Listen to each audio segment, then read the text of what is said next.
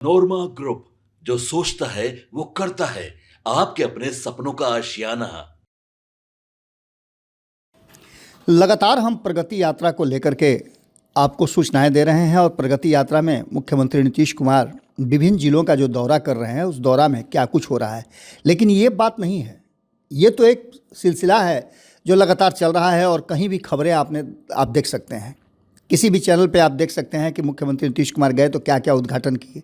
लेकिन हम इससे अलग खबर आपको बताते हैं और वो अलग खबर ये है कि लगातार 23 तारीख से जब से मुख्यमंत्री नीतीश कुमार ने अपनी यात्रा की शुरुआत की, उस यात्रा की शुरुआत होने के बाद से अब तक नीतीश कुमार कब कहाँ क्या बोलेंगे इस पर सबका नज़र है, सबका ध्यान है। आज जमुई में थे नीतीश कुमार। जमुई 2014 से लगातार चिराग पासवान के कब्जे में है। 2 बार चिराग पासवान और इस बार उनके जीजा अरुण भारती यहाँ से सांसद बने हैं। जमुई की चर्चा हम इसलिए कर रहे हैं कि जमुई एक ऐसा क्षेत्र है जो रिजर्व तो है ही, लेकिन इसके साथ साथ कई विशेषताओं से घिरा हुआ है। यहाँ लोगों को ये लग रहा था कि नीतीश कुमार आखिर यहाँ की योजनाओं में क्या इजाफा करेंगे। चिराग पासवान ने पहले ही कहा था चुनाव के समय ही कि इस जमुई के क्षेत्र को वो कभी छोड़ने वाले नहीं हैं, बल्कि जमुई के लोगों को डबल फ़ायदा मिलने वाला है। और डबल फ़ायदा ये होगा कि जमुई के लोगों को 2-2 सांसद मिलने वाले हैं। लगातार चिराग पासवान जमुई पर फोकस रखे हुए हैं। प्रधानमंत्री नरेंद्र मोदी से लेकर के बाकी के सभी जो बड़े नेता हैं उनका आगमन जमुई में ही होता है। आज 7 फरवरी 2025 को मुख्यमंत्री नीतीश कुमार ने प्रगति यात्रा के दौरान चौथे चरण में है और जमुई जिले के आदर्श महिला थाना परिसर में लाखों रुपए की कुल 74 विकासात्मक योजनाओं का रिमोट के माध्यम से उद्घाटन किए। अब इस पूरे कहानी को हम आगे बढ़ाते हैं, लेकिन सबसे पहले हम आपको बता दें कि आज नीतीश कुमार ने अपनी चुप्पी भी तोड़ी है और उन्होंने चुप्पी तोड़ते हुए इशारा भी किया है। 7,640.52 लाख रुपए की 58 योजनाओं का उद्घाटन और 81,447.50 लाख रुपए के 16 योजनाओं का शिलान्यास इसमें शामिल है। मुख्यमंत्री नीतीश कुमार ने आज जमुई जिले के विभिन्न जगहों पर विकासात्मक योजनाओं का जायजा लिया। इस दौरान मुख्यमंत्री ने खैरा प्रखंड के लघुवार मंदिर का हवाई सर्वेक्षण भी किया। इसके दौरान मुख्यमंत्री ने प्रस्तावित अपर किऊल जलाशय योजना के विस्तारित एवं पक्कीकरण तथा प्रस्तावित गरही लघुवारा सड़क एवं पुल योजना का स्थलीय निरीक्षण भी किया। इस दौरान मुख्यमंत्री ने अधिकारियों से विस्तृत जानकारी भी ली। मुख्यमंत्री ने गरही डैम के पास इसको पर्यटन स्थल को विकसित करने हेतु प्रस्तावित स्थल का निरीक्षण किया। इस दौरान मुख्यमंत्री ने कहा कि इसे इको पर्यटन स्थल के रूप में विकसित करें और इसका बेहतर ढंग से सौंदर्यीकरण करें। खास करके आपको बता दें कि जब से झारखंड अलग हुआ है तब से बिहार में बहुत सारे रोजगारों का अभाव हुआ है, पलायन बहुत ज़्यादा बढ़ गया है और इसको लेकर के इस बार मुख्यमंत्री नीतीश कुमार का विशेष फोकस इस क्षेत्र पर है। मुख्यमंत्री आदर्श महिला थाना परिसर नवनिर्मित अनुसूचित जाति अनुसूचित जनजाति एवं महिला थाना का फीता काट करके शिलापट अनावरण पर उद्घाटन किया और नवनिर्मित थाना भवन के विभिन्न भागों का निरीक्षण भी उन्होंने खुद किया। इसकी व्यवस्था देखी और इसे किस तरह से बनाया गया है इसका भी उन्होंने जायजा लिया। मुख्यमंत्री नीतीश कुमार की विशेषता रही है कि वो जो कार्य करते हैं, जो योजनाएं होती हैं उस पर वो नज़र भी रखते हैं। वहीं राजकीय महिला डिग्री कॉलेज जमुई का शिलापट अनावरण कर फीता काट करके वहाँ भी उद्घाटन किया और विभिन्न भागों का जायजा भी लिया। मुख्यमंत्री ग्राम सिकहरिया के मॉडल आंगनबाड़ी केंद्र के उद्घाटन का निरीक्षण भी किया और बच्चों से मिलकर उनका उत्साहवर्धन किया। खास करके जब बच्चों के बीच में मुख्यमंत्री नीतीश कुमार गए तो वो तस्वीरें काफ़ी दर्शनीय थी। आपको बता दें कि बच्चों से बहुत खुल करके नीतीश कुमार ने बातचीत किया। उद्घाटन के पश्चात खेल मैदान के निरीक्षण करने के दौरान वहां उपस्थित खिलाड़ियों के बीच बातचीत करते हुए मुख्यमंत्री ने कहा कि यह मैदान बहुत अच्छा बना है, आप लोग पढ़ाई के साथ साथ खेल कूद पर भी ध्यान दीजिए, भाग लीजिए, हम और भी आगे सोच रहे हैं। खेल मैदान के बगल में 35.50 लाख रुपए के लागत से जल जीवन हरियाली अभियान के अंतर्गत निर्मित तालाब का शिलापट अनावरण कर मुख्यमंत्री ने वहां भी उद्घाटन किया। तालाब की गहराई को और बढ़ाने की बात उन्होंने की और सौंदर्यीकरण को मेंटेन रखने तक की बात उन्होंने वहां के उपस्थित लोगों के साथ किया। मुख्यमंत्री ने गांव सोनपे में 467.76 लाख रुपए लागत से नवनिर्मित संयुक्त श्रम भवन का फीता काट करके शिलापट पर अनावरण किया। इसके साथ साथ आपको बता दें कि मुख्यमंत्री नीतीश कुमार ने उसके बाद आदर्श महिला थाना परिसर के विभिन्न विभागीय स्टॉलों का निरीक्षण भी किया। उद्योग विभाग, स्वास्थ्य विभाग, ग्रामीण विभाग, कृषि विभाग, श्रम संसाधन विभाग, पशु एवं मत्स्य विभाग, समाज कल्याण विभाग, परिवहन विभाग और शिक्षा विभाग के स्टॉलों का निरीक्षण किया। इस दौरान उन्होंने मुख्यमंत्री उद्यमी योजना, स्टार्टअप योजना, स्टूडेंट क्रेडिट कार्ड योजना, जिला गव्य विकास योजना, देशी गौ पालन योजना, मुख्यमंत्री निःशक्त विवाह प्रोत्साहन योजना, अनुसूचित जाति अनुसूचित जनजाति अत्याचार निवारण अधिनियम, आयुष्मान कार्ड और मुख्यमंत्री कन्या उत्थान योजना के लाभार्थियों को सांकेतिक चेक भी प्रदान किया। मुख्यमंत्री नीतीश कुमार की महती योजनाओं में से ये सारी योजनाएं हैं जो उन्होंने पिछले 20 साल में अपने शासनकाल में लोगों को लाभान्वित किया है। मुख्यमंत्री ने दिव्यांगजनों को ट्राई साइकिल की चाबी भी प्रदान की। उन्होंने उद्यमी योजना के तहत लाभार्थियों को 2 करोड़ रुपए तथा बिहार लघु उद्यमी योजना के तहत 164 लाभार्थियों को 1 करोड़ 64 लाख रुपए का सांकेतिक चेक भी प्रदान किया।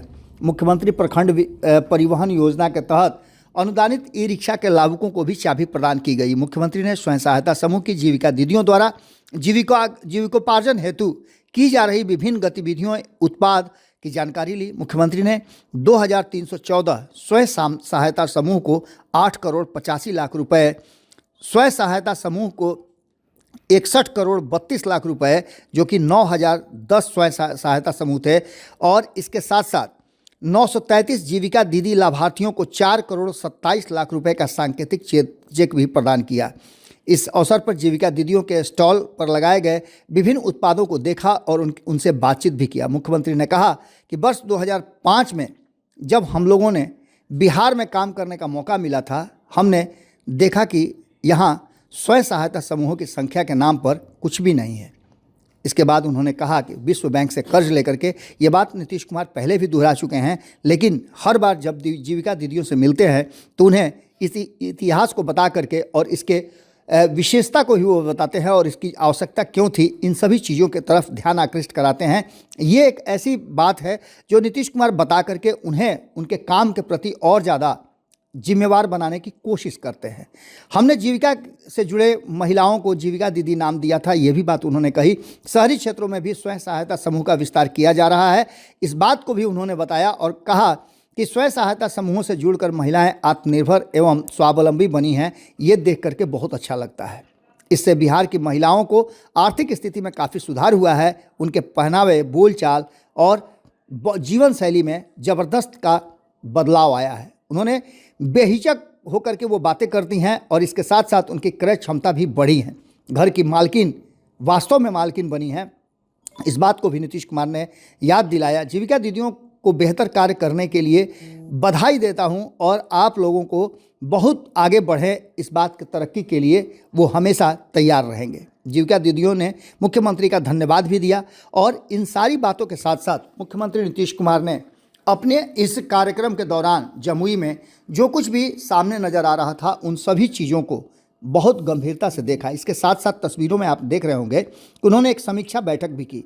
समीक्षा बैठक के तहत नीतीश कुमार ने कई योजनाओं का शिलान्यास और उद्घाटन भी किया। इसके साथ साथ कई योजनाओं पर उनकी बातचीत भी हुई, जिसमें जल संसाधन विभाग हो, पर्यटन, वन एवं जलवायु परिवर्तन विभाग की बात करें, ग्रामीण कार्य विभाग की बात करें, खेल विभाग की बात करें, पर्यटन विभाग की बात करें, ग्रामीण कार्य विभाग की बात करें या फिर जल संसाधन विभाग की बात करें, शिक्षा विभाग की बात करें, भवन निर्माण से जुड़े हुए मामलों की बात करें, इन सभी विषयों पर नीतीश कुमार ने गंभीरता से समीक्षा बैठक में जायजा लिया है और लोगों की बात सुन करके अपनी राय भी दी है।